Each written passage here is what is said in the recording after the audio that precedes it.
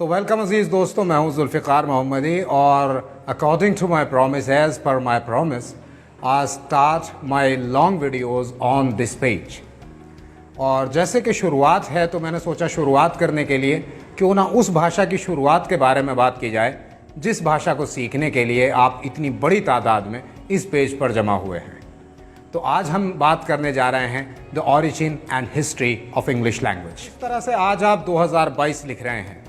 एक ज़माना था जब लोग 622, 722, 522 लिखा करते थे। हमारी कहानी उस वक्त से शुरू होती है जब लोग 7वीं शताब्दी में रहते थे। 6ठी या 7वीं शताब्दी में इंग्लैंड का नाम ब्रिटेन हुआ करता था और वहाँ केल्टिक या सेल्टिक भाषा चला करती थी। सब कुछ ठीक ठाक चल रहा था जब तक कि जर्मनी के 3 कबीलों एंगल, सैक्सन और जूट ने ब्रिटेन पर हमला नहीं कर दिया और वहीं पर सेटल ना हो गए। यहाँ इतिहासकार 2 अलग अलग तरह की राय रखते हैं। कुछ लोग कहते हैं कि जर्मनिक इन्वेडर्स नहीं थे बल्कि सेटलर्स थे, बल्कि माइग्रेंट्स थे। वो सिर्फ एक कहना चाहिए कि माइग्रेशन के तहत आए थे, मतलब एक तरह से पलायन करके आए थे। लेकिन कुछ इतिहासकार कहते हैं कि वो आक्रमणकारी थे, वो इन्वेडर्स थे। दोनों सूरतों में इतना तय है कि एंगल, सैक्सन और जूट ब्रिटेन में बस गए थे। अब जाहिर सी बात है जब 2 चीज़ें टकराती हैं तो एक आवाज़ पैदा होती है। बिल्कुल इसी तरह जब 2 अलग अलग भाषाएं बोलने वाली कौमें मिलती हैं तब एक नई भाषा का जन्म होता है। और लेडीज़ एंड जेंटलमैन, एक नई भाषा का जन्म हो गया। इस नई भाषा का नाम पड़ा था एंग्लो सैक्सन। ये आप खुद समझ सकते हैं कि इस नई भाषा का नाम एंग्लो सैक्सन किस लिए पड़ा था। ऑब्वियसली एंगल और सैक्सन नाम के 2 बड़े कबीले वहाँ शामिल थे। तो हमारी भाषा का नाम एंग्लो सैक्सन पड़ा, जिसे ओल्ड इंग्लिश कहा जाता है। ओल्ड इंग्लिश आज हमारे लिए अंडरस्टैंडेबल नहीं है, बल्कि रीडेबल भी नहीं है। ये हमारे लिए पूरी तरह से इलेजिबल है। उसके बाद सब कुछ ठीक चलता रहा। केल्टिक भाषा और जर्मनिक भाषाएं मिक्स होकर एंगल सैक्सन बन चुकी थी। सब कुछ प्लेन चल रहा था। इतिहास में ऐसा कुछ भी नहीं है जो लिखा जाए तब तक जब तक 1066 सन ना आ गई, और तब तक जब तक स्कैंडिनेवियंस ने ब्रिटेन पर अटैक नहीं कर दिया। ये स्कैंडिनेवियन स्वीडन, डेनमार्क और नॉर्वे के लोग थे। इन्हें स्कैंडिनेवियन कहा जाता था। ये स्कैंडिनेवियन लैटिन, स्पेनिश और फ्रेंच भाषा बोला करते थे। इन्होंने ब्रिटेन पर अटैक कर दिया और ये भी वहीं सेटल हो गए। अब जाहिर सी बात है ये स्कैंडिनेवियन अपने साथ लैटिन, स्पेनिश और फ्रेंच भाषा लाए थे। इसलिए इस एंग्लो सैक्सन भाषा में लैटिन, स्पेनिश और फ्रेंच के शब्द और शामिल हो गए।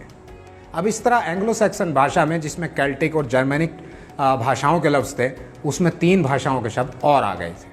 और अब इस भाषा का नाम हो चुका था एंगलिस्क। ये बताने की ज़रूरत नहीं है कि इस भाषा का नाम एंगलिस्क क्यों हुआ था। एंगल की मुनासबत से, एंगल के रिलेशन से, जो इस सबसे बड़ा ट्राइब था, सबसे बड़ा कबीला था इस दौरान। एंगलिस्क ही बिगड़कर या बदलकर एंग्लिश हुआ और कुछ दिनों बाद ये एंग्लिश इंग्लिश हो गया। इसी तरह ब्रिटेन का भी नया नामकरण हुआ, जो पहले एंगल प्लस लैंड था, जो बाद में बदलकर या बिगड़कर इंग्लैंड हो गया। और इसी तरह चलते चलते सन 1400 आ गई। सन 1400 के आसपास एक इंसान का जन्म हुआ इंग्लैंड में, जिसका नाम था जॉफ्रे चौसर। जॉफ्रे चौसर को इंग्लिश का फादर कहा जाता है। कहा जाता है कि उन्होंने ही इंग्लिश पोइट्री को सबसे पहले वेल डेकोरेट किया। तो फादर ऑफ इंग्लिश जॉफ्रे चौसर हैं। उनके ज़माने को मिडिल इंग्लिश पीरियड कहा जाता है। मिडिल इंग्लिश में कोई भी वर्ड इंग्लिश का साइलेंट नहीं होता था। सारे वर्ड्स बराबर पढ़े जाते थे। फिर बीच में ऐसा क्या हुआ कि इंग्लिश में वर्ड साइलेंट होने लगे। इसके लिए आपको मेरी अगली वीडियो देखनी पड़ेगी, जिसका नाम होगा द ग्रेट वर्ल्ड शिफ्ट।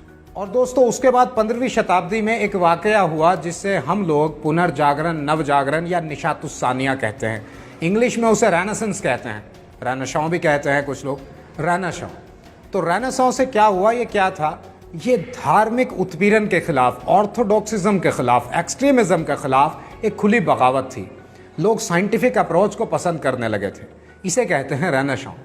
अब ये रेनेसां क्या था, किस वजह से हुआ था? रेनेसां हुआ था ग्रीक लिटरेचर पढ़ने की वजह से।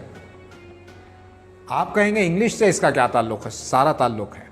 आप महसूस कीजिए, मुझसे हिंदी आती है, मैंने इंग्लिश सीखी तो मेरी हिंदी भी इंग्लिश से मिक्सअप हो गई ना।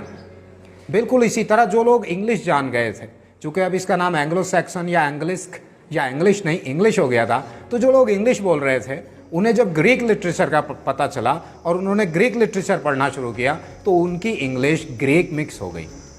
इस तरह इंग्लिश में ग्रीक भाषा के वर्ड्स भी शामिल हो गए। उसके बाद दौर आया इंडस्ट्रियल रेवोल्यूशन का, साइंटिफिक इन्वेंशन का, और ये सब कहाँ हो रहे थे?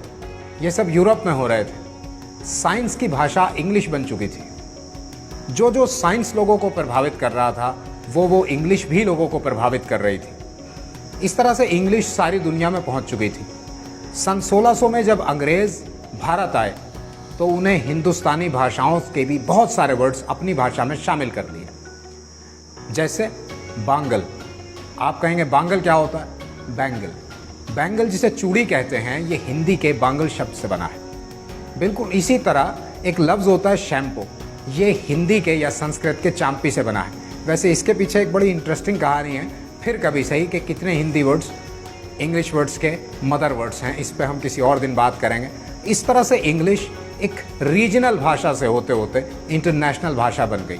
जो 3 कबीलों के इन्वेजन से शुरू हुई कहानी थी वो आज एक इंटरनेशनल लैंग्वेज बन जाने पर भी ख़त्म नहीं हुई है। आज बहुत सारे लोग हैं जो इंग्लिश को मिटाने से ख़त्म करने की बात करते हैं, उसके घटिया होने की बात करते हैं, उसके नॉन फोनेटिकल होने की बात करते हैं। लेकिन इंग्लिश एक ज़माने में फोनेटिकल लैंग्वेज थी। ये जैसी लिखी जाती थी वैसी ही पढ़ी जाती थी। फिर ऐसा क्या हुआ कि इंग्लिश नॉन फोनेटिकल हो गई? जानिए इसी वीडियो के दूसरे पार्ट में बहुत जल्दी।